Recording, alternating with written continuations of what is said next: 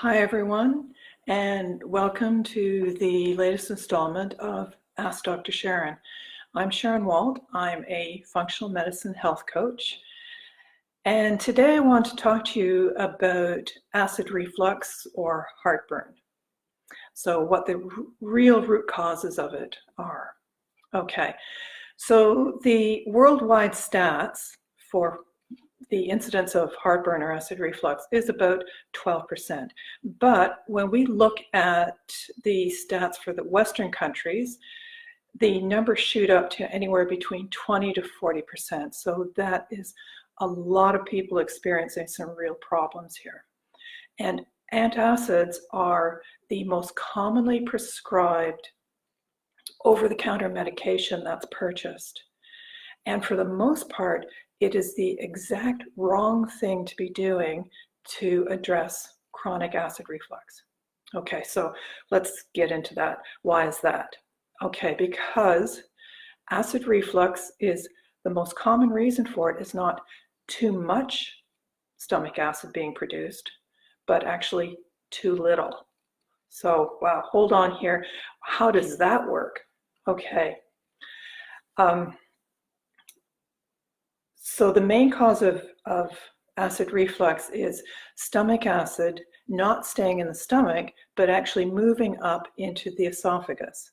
So the esophagus is this long tube between the throat and the stomach, and when it's working properly, it will control the food going in one direction and stop acid from going up into the esophagus, because it doesn't have that thick mucus layer that the stomach has. So anytime you get some acid in there, it's really, really going to hurt.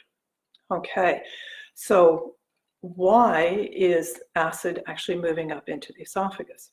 Well, there is a valve there called the esophageal sphincter, and it acts to control. So it's open when food is flowing through, and it closes when it's not, so that the acid doesn't come in. So when it's not working properly, it's allowing acid to come up. Okay, so next step, why isn't it working properly? Well, there can be a number of reasons, but the most common one is it doesn't have the nutrients required in order to function properly. Now, the esophageal sphincter is actually a muscle, and like all muscles, it has specific nutrients that it needs. And one of the most important ones is magnesium. So if you don't have enough magnesium, then it's not going to open and close properly. So, excuse me, if it's not closing properly, it's allowing the acid to flow up. Okay, so the question is, well, why wouldn't you have enough magnesium? Well, there's a couple of reasons for that. You cannot be consuming enough, and most of us actually are consuming enough of magnesium and a lot of the nutrients, but that's one thing to look at. But probably the most common one is that you're not absorbing it. Now, there's a difference between consumption and absorption. So why isn't the magnesium being absorbed into our bloodstream and then throughout the body? Well, because it needs stomach acid. Okay, when enough stomach acid is produced, it actually aids in the absorption of a number of nutrients. So one of them is vitamin B12, but another one is magnesium. Okay, so let's follow the steps through here. Low stomach acid leading to low absorption of magnesium, leading to improper functioning of muscles, including the esophageal sphincter, which isn't opening and closing properly, allowing acid to move up, and then you've got heartburn. Okay, so leading us to the next question, why isn't enough stomach acid being produced?